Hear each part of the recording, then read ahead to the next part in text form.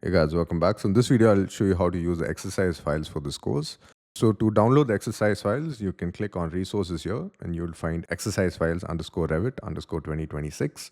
So you'd find it either under welcome to the course resources, or I'll also add it to the exercise files video resources. So once you've downloaded this zip file, you'll need to extract the zip file. So you can right click on the zip file, and depending on what you're using, you can click extract all, which is from Windows, or you can open the zip file with WinRAR and extract the file here as well.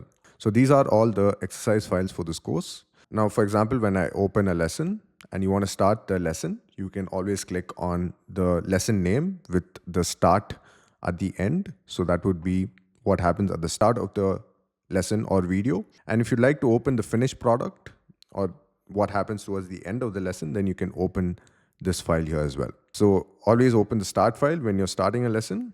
And if you like to check whether it's the same, you can open the finish file as well. Now, in some cases, if you do not find the start lesson in the next folder, you can always open the finish file from the previous lesson and then start working on the next lesson as well.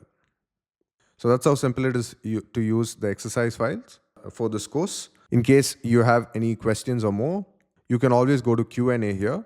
You can search for the question. In case you do not find the question, you can also ask your question here, and I'll be happy to answer your questions. By the way, you can also make notes. So you can create a note at a particular time interval.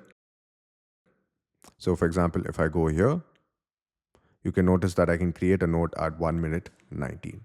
And in case there are any announcements to the course, for example, new course lessons and more, you can always find it under announcements. All right, so I'll see you guys in the next video. Cheers.